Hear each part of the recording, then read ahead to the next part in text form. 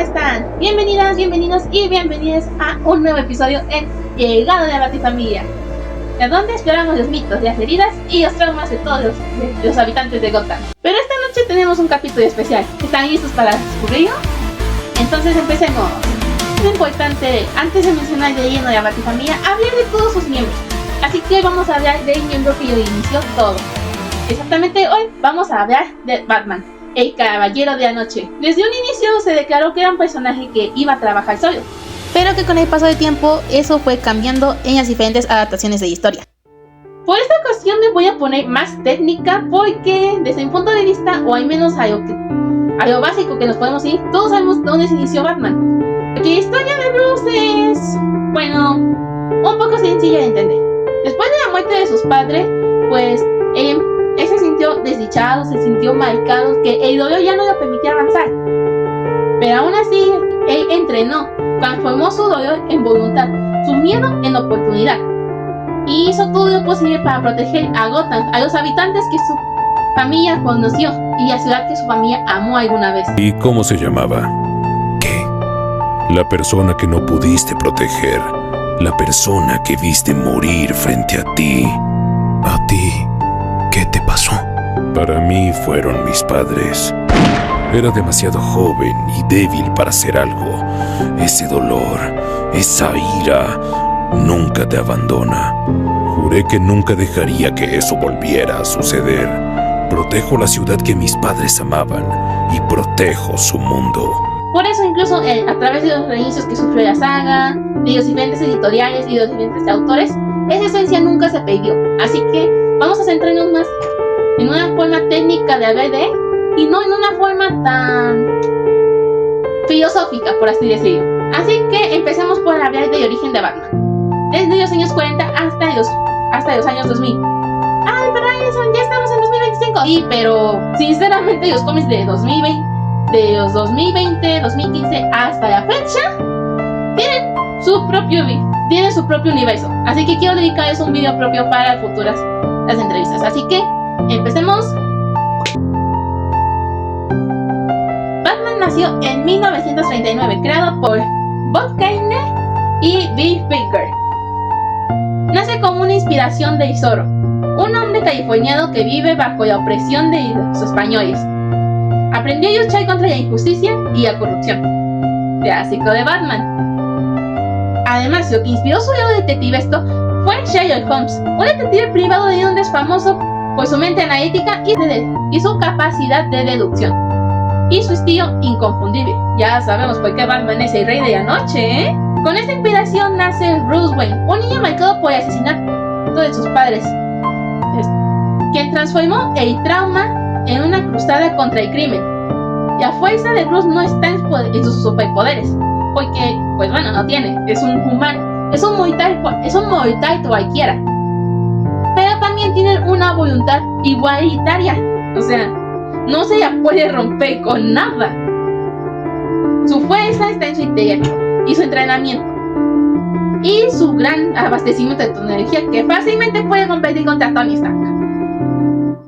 Para él, Gotham no es solo una ciudad, es el reflejo de la corrupción y el miedo.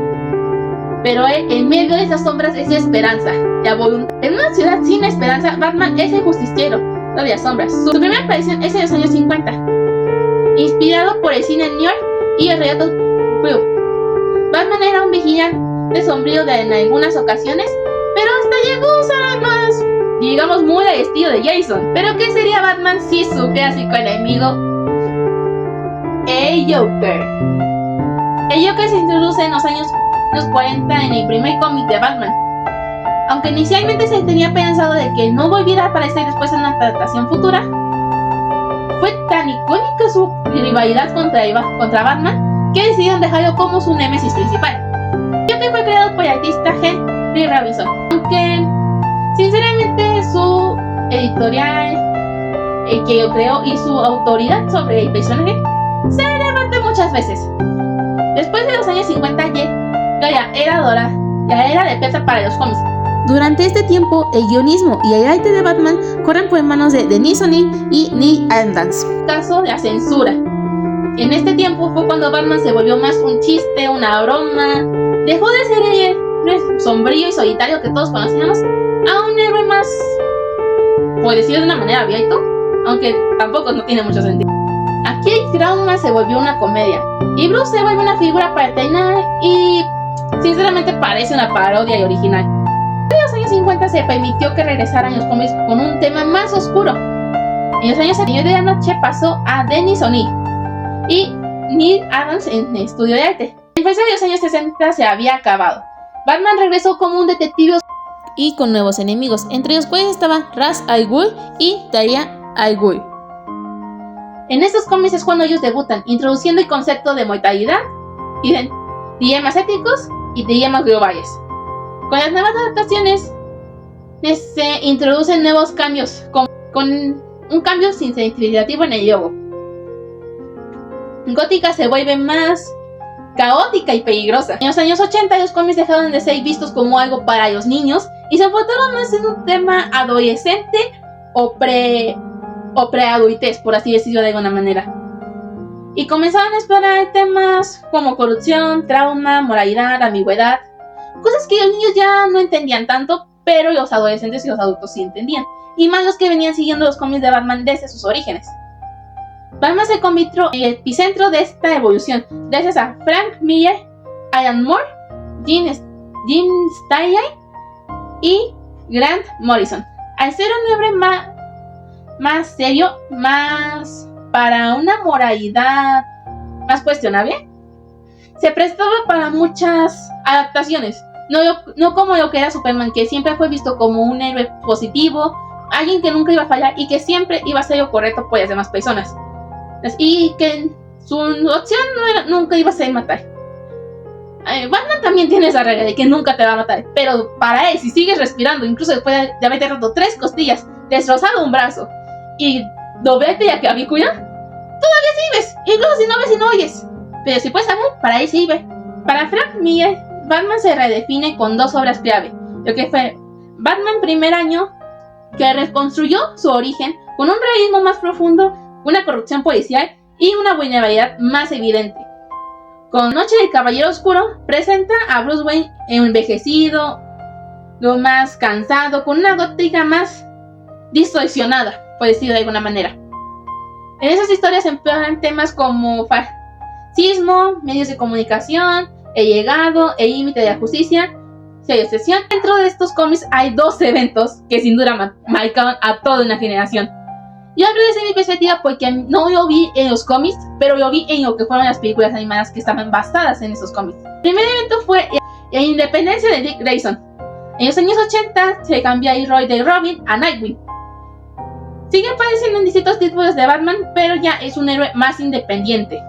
Algunas veces incluso ha llegado a asumir el manto de Batman, pero sabemos entre que si ves a un Batman sonriente, que te da consejos, que te da apoyo moral, sabes que es Dick con el manto de Batman, porque sí, no te va a dar apoyo. ¿Tú qué opinas? Niña, tus videos no son de Cane, déjame meterme a mí en tus videos, por favor. Yo opino lo mismo. El último evento que más marcó a esta generación fue la muerte de Jason Todd. Él muere a manos de Joker en A Death in the Family. Esto fue más una votación de los creadores que una votación unánime. Así que no fue una decisión que se tomara por voluntad de ellos, sino fue una decisión que se tomó por los fans en ese tiempo. Una ruptura irreversible para Batman, porque después de Jason, Batman juraba nunca volver a tener un Robin. Y más tarde se enfrentan en la película de 2005 de Red Hood in the Batman, enfrentando directamente y ahí Jason culpa directamente a Bruce por su muerte y básicamente se vuelve una persona completamente opuesta de lo que antes solía ser. Sí, Jason ya mostraba altismos de violencia cuando era Robin, pero no era lo mismo demostrarlo y que Batman lo pudiera controlar a que después de su resurrección se convierte en una persona que está dispuesto a darte plomo solo porque no le haces caso. En los 90 es cuando ya se empieza a incluir un poco más la Batifamilia. En este año es cuando aparece Tim Drake como Robin. Se convierte en Robin gracias a que él solito, a los 9 años, descubre la identidad de Batman. Lo que más llama su atención es que Prácticamente Tim llegó y le dijo a Batman, oye, no puedes resolver eso tú solo, necesitas a alguien que te ayude, y si algún villano ve que sí es posible matar a un Robin y que ellos no son invencibles, van a amenazar más a Batman. Así que déjame ayudarte, déjame ser tu guía, déjame ser tu apoyo. Tim Drake se caracteriza por ser un Robin más analítico, más como el Watson de Sherlock, pero con un nivel más detectivesco, incluso que se sobrepase de Bruce. Tiene una visión más organizada, a diferencia de sus predecesores. En palabras de Damian, dejémoslo en que hace planes muy extensos y muy innecesarios. Por otro lado tenemos a Cassandra Cain, Batgirl, hija de David Cain y Lady Shiva, los dos asesinos más letales de DC. Ella fue criada sin lenguaje, sin aprender a leer, sin aprender a escribir, sin aprender a hablar, nada. Su padre ya quería que no aprendiera ninguna de esas cosas para que ella misma leyera el combate en cada una de sus aventuras. Por ejemplo, supongamos que tienes a una persona por atrás que te va a robar, pero tú no lo sientes porque estás acostumbrado a un ambiente como que más chill, más relajado. Esta Cassandra, si te aparece por atrás, es porque ya va tu cabeza, prácticamente. Muchos niños de la Batifamilia dicen, póngale un cascabel porque en serio, esta niña nos va a dar un infarto. Su infancia fue un ritual de aislamiento y condicionamiento, convirtiéndola en una máquina de combate muda y analfabeta. Durante los eventos de No Man's Land, salva el comisionado Gordon y se gana la confianza de Batman, quien decide entregarla a Bárbara para que ella entrene en el manto de Batgirl. Por último, el personaje de estos años fue Azrael. Es un estudiante de programación que descubre que fue genéticamente y mentalmente condicionado desde su gestación por la orden de San Dumas, una secta secreta. Durante los eventos de Knight Fire, toma el manto de Batman tras la derrota de Bruce Wayne por Bane, que destrozó la columna a Batman. En los eventos anteriores, el que más marcó a la generación fue la derrota de Batman a manos de Bane, donde Azrael tuvo que tomar su papel solo para que nadie creyera que el Señor de la Noche sí se podría vencer. Y el segundo fue No Man's Land, donde Tim tiene un rol más diverso que demuestra su estrategia y es un puente emocional entre cada uno de los miembros de la Batifamilia. Por su parte, Cassandra toma el manto de Batgirl durante esos eventos. Yo una vez les digo que las Batgirls son un manto más grande que los Robin, pero que tienen sus propias reglas. Si ves al Grizzly, hasta el muerto. Si ves al oso negro, mejor quédate quieto. Pero si ves al polar, mejor ser creyente, porque ese no te va a dejar ni los huesos. De los años 90 tenemos un brinco hasta los 2000, donde este año la historia corrió por parte de Greg Rucka y Ed Bowker. Su enfoque era más al estilo de los detectives y los humores negros. Existen varios arcos, pero el que tiene más relevancia son la Torre de Babel, donde pues también quisiera hacer un video propio para explicar más a fondo, pero en esta ocasión se los explicaré de una manera más por encima para después poder profundizar sobre esto. En este volumen lo que sucede es que Ra's al Ghul derrota a la Liga de la Justicia gracias a los planes que Batman tenía contra de ellos. Cuando Ra's consigue los archivos de Batman y los usa contra la Liga de la Justicia, como todo ya se ha revelado, los miembros de la Liga ya no confían en Batman y deciden mejor expulsarlo. Pero hay un momento clave en esto, que más tarde, después de la expulsión de Batman, Superman se acerca a ver con él y le pregunta, oye, pero si tú tenías planes de contingencia para todos nosotros, ¿quién es el plan de contingencia en tu caso? O sea, para ti, ¿quién sería tu plan de contingencia? Ahí Batman ya revela que la Liga es el plan de contingencia contra Batman. Gracias a eso, o sea, no confía del todo en ellos, pero sabe que si llega el momento, ellos mismos lo podrían derrotar. Sí, claro, ya sabemos que eso no siempre funciona, ¿verdad? El segundo evento durante los 2000 fue Batman, asesino y fugitivo. Este cómic lo que sucede es esto. Bruce regresa a la mansión con su espada Shasha y encuentran el cadáver de su novia Vesper, prácticamente todo petateado. Cuando llega la policía a arrestar a Bruce, Sasha no puede confirmar su inocencia fue que lo perdió de vista durante un breve periodo de tiempo. Inicialmente Bruce daba la negativa para ser arrestado, o sea, decía, no es que yo no fui, yo no estuve aquí, ¿cómo es que me van a culpar a mí? Por esta misma razón es que Bruce empieza a rechazar su identidad humana, o sea, ser Bruce Wayne, y empieza a creer que Batman es su única realidad. Tras negarse a cooperar con la policía, Bruce escapa y decide vivir únicamente como Batman, abandonando por completo su identidad como Bruce Wayne. Por eso les digo que empieza a subir más un rol como Batman y dejando de lado su humanidad como Bruce Wayne. Con esos eventos la Batifamilia se ve dividida. Mientras algunos buscan pistas para liberarlo, para limpiar su nombre, otros más lo dudan. Entre ellos está Jason, Stephanie, incluso Tim está negando que Batman pudiera ser inocente. Estos momentos corrían por parte de Alfred, Oracle, Batgirl y Nightwing. Incluso Black Canary se une al grupo que piensa que Batman podría ser inocente. En su búsqueda por las pistas, Oracle y Black Canary descubren que el diario de Vesper fue alterado. Se creía que Vesper fue asesinada porque creían que podría conocer la identidad de Bruce Wayne. Más aparte, Nightwing y Alfred descubren que alguien entró a la Baticueva, lo que deja la puerta abierta a que alguien sí de verdad estuvo en el momento que asesinaron a Vesper y no fue Bruce. Porque tampoco nos explica del todo la llegada tan rápida de la policía a la escena. Porque estamos de acuerdo que aquí en Latinoamérica promedio, si pasa algo, la policía tarda de 2 a 3 horas en llegar. Al final de este cómic, Batman sí descubre quién fue el verdadero asesino de Vesper y también limpia su nombre y acepta su parte humana a vivir como Bruce Wayne de una forma más, pues de alguna manera decirlo, calmada. Pasamos del año 2000 a el año 2003. Pero este año está marcado como Batman Silencio. Durante este año está el debut de Jim Lee en el director de Batman, acompañado del guion de Jeff Lemire, presentando a Hush, un villano que sinceramente me da más miedo que Joker, el que era un villano especializado en básicamente meterte en su cerebro para que hiciera lo que él dijera. Y da más miedo sabiendo que su identidad era ser un neurocirujano.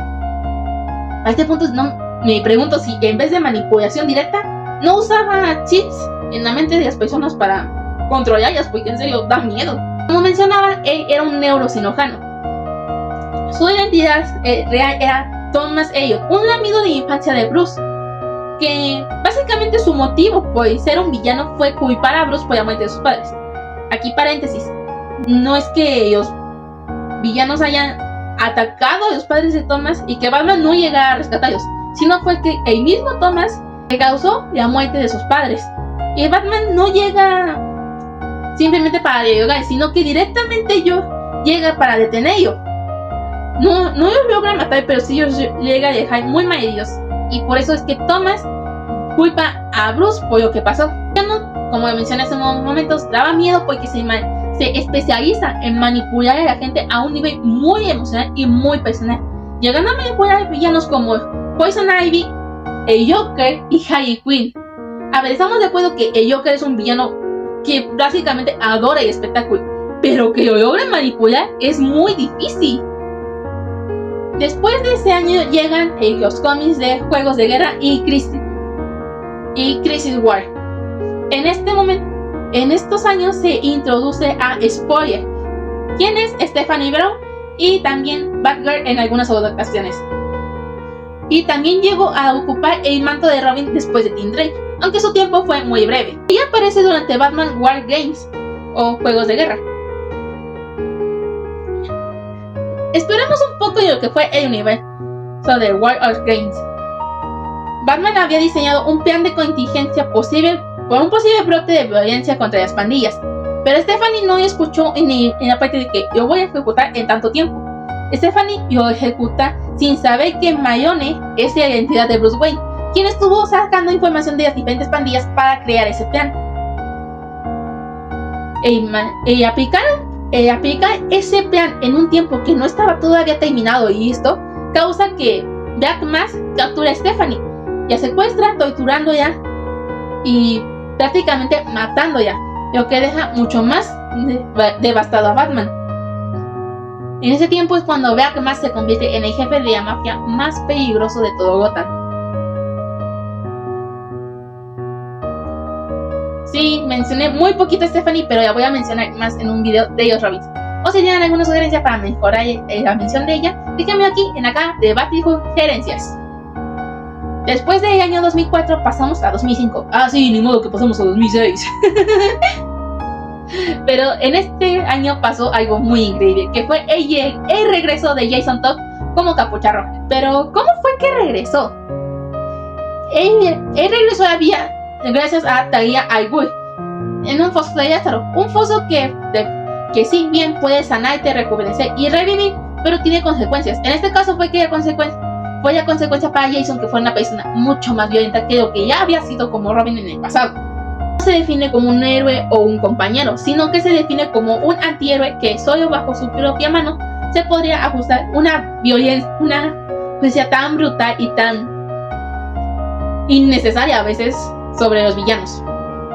Su regreso trajo consigo a Bruce ya confrontación emocional. Jason lo culpaba por no haber vengado su muerte. No lo culpaba por... De hecho, hasta él mismo admite que lo perdona por no haberlo salvado en su muerte. Pero que lo que yo le molestaba era que Joker siguiera vivo y en vez de estar muerto estaba pagando su condena en una celda. Además de que le molestaba el hecho de que Bruce hubiera seguido con el manto de Robin. Pensaba él que era irreemplazable y que tal vez después de Jason nunca habría otro Robin. De hecho, fue gracias a Jason que Batman pues pudo entrenar de mejor manera a lo que fue a Dick y a Stephanie, ya que él mismo admite que Jason no estaba listo cuando salió por primera vez como Robin. Y de hecho Nightwing lo culpa de que ¿por qué entonces si no estaba listo? ¿Por qué lo dejaste salir? Para Jason, su nueva identidad es una forma de romper con el legado de Robin y desafiar la moralidad que Batman le enseñó. Después de estos cómics hay un lapso de tiempo bastante grande, que es hasta el 2008, con el regreso de Ra's al Ghul gracias a los Pozos de Lázaro y introducción de Damian Wayne, el primer Robin que es hijo biológico de Bruce. Su relación con Bruce es bastante tensa porque principalmente él no sabía de la existencia de su padre y ni Bruce sabía de la existencia de su hijo. Pero Bruce aprende que él, aunque fue un niño criado para matar y básicamente ser el guía de humanidad en una realidad bastante diferente a la que conocemos, aprende que él debe cuidarlo y que se deben cuidar mutuamente. Cuando Damian entró a la Batifamilia no fue precisamente una bienvenida como si fuera miel sobre hojuelas. Su llegada fue como lanzar una granada en un cuarto y decir, no va a explotar. Pero nos quedamos sin la habitación de inventados, ¿verdad, Jeans?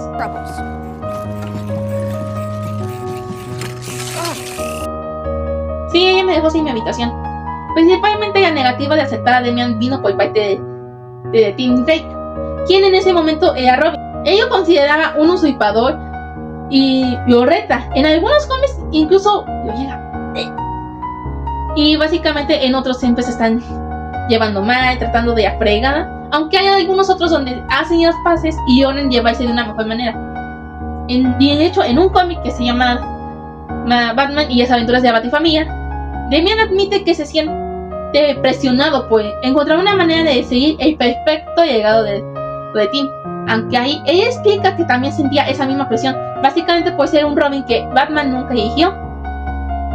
Pero Tim invita a Damian a seguir su rol como su propio Robin y no como seguir el manto de alguien más. Con Dick Grayson se vuelve una figura esencial para suavizar a Damian. Es la clave para que no sea tan agresivo. Cuando Bruce desaparece y Dick se vuelve Batman, Damian se convierte en su Robin y aprende cómo ser más suave con los criminales y con las personas, para que cooperen de una forma no tan dolorosa. Con los demás miembros de la Batifamilia también llega a tener fricciones, incluso con Alfred, pero Alfred demuestra ser uno de los miembros de la Batifamilia que también más se preocupa por él. Yo sé, me puse muy técnica con lo que fue los cómics, pero se los advertí. Porque, seamos honestos, explicar a Batman desde el origen de los cómics hasta lo que es su actualidad con las películas, con las series animadas, incluso con los videojuegos, es importante porque muchas de esas cosas tienen base en los cómics. Por ejemplo, los cómics de Injustice, pues de dónde van a venir, o la película de Batman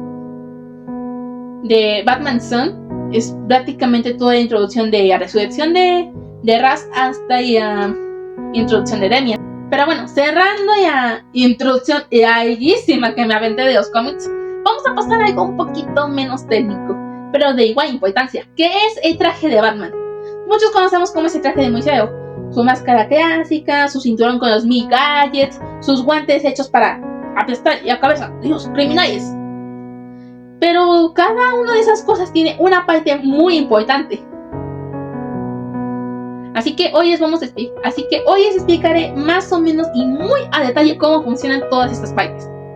El traje en sí, el cuerpo, es una mezcla de titanio y Kevlar, un material ideal, ligero y resistente a fricciones e impactos, y a caídas muy fuertes.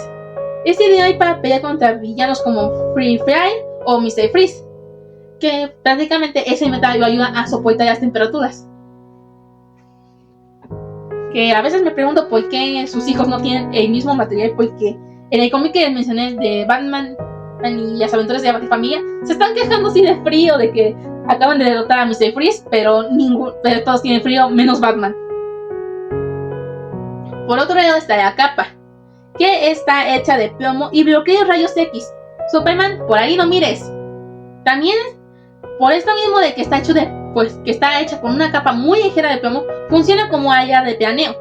Y muchas veces ya ha servido incluso como escudo. Terminando con lo que es el cuerpo del traje, está el escudo del murciélago. Batman sabe que como es una persona normal, muchos criminales van a apuntar directamente aquí, desde su corazón. Pero este escudo está reforzado con una placa de acero y titanio, para que sea más difícil de lastimar. El escudo no es solo una declaración de quién es, sino es una forma de protegerse. En cuanto a sus guantes, estos están reforzados con láminas metálicas en los nudillos y los costados. También algunos, dependiendo de la versión, tienen un pequeño botón en el lado del pulgar que Batman puede apretar. Esto es para generar descargas de electroshock en cada golpe. Por otra parte, las botas tácticas están equipadas con una suela antideslizante, perfectas para hacer parkour por Gotham y resistir caídas muy altas. Algunas incluso llegan a tener compartimentos ocultos donde esconden diferentes armas, dependiendo de la versión. Pasemos a lo que es más emblemático, su máscara. Esta está hecha de fibra compuesta de carbono, resiste impactos y también funciona como un transmisor. Está equipada con visión nocturna, infrarroja y un sensor auditivo. Sí, estas cosas que tienen en la cabeza no son solo de adorno. Funcionan como una antena para amplificar su rango de audición. Así que básicamente no son un adorno ni están ahí puestas por pura estética. Funcionan. Último y más importante, su cinturón. Contiene diferentes compartimentos modulados. Contiene diferentes compartimentos para los distintos gadgets, como son los Batarans, las bombas de humo, los antídotos para las diferentes opciones que tiene cada villano, los kits médicos y lo más importante, el batirrepelente de tiburón y las payetas. Sí, en un cómic donde Batman y Nightwing van a salvar al hijo de Superman, Nightwing le revela a John que Batman tiene un compartimento donde guarda payetas para los niños. Sí, yo en ningún momento he visto que Batman reparta payetas para los niños, pero bueno. Capaz de que Batman de Lego Batman sí las reparte, porque si recordamos hay una escena donde se va al orfanato para repartir regalos a los huérfanos. Pero aquí Batman es el que... Bueno, aquí Superman es un chiste que no sabe qué le preocupa más. Que en alguna ocasión le lance una bomba de humo a un niño o que le lance una payeta a Joker, porque esos dos compartimentos están muy juntos. Nos pusimos muy técnicos con toda la introducción a Batman, pero la verdad creo que era algo justo. Por el lado técnico creo que es todo lo que puedo decir de Batman, pero yendo por el lado emocional, Batman sí es una cajita de sorpresas, porque un día te puedes encontrar a un Batman muy relajado, un Batman paranoico, uno calculador, o uno muy desafiante, como si fuera una tormenta contenida. que no sabes en qué momento pasa y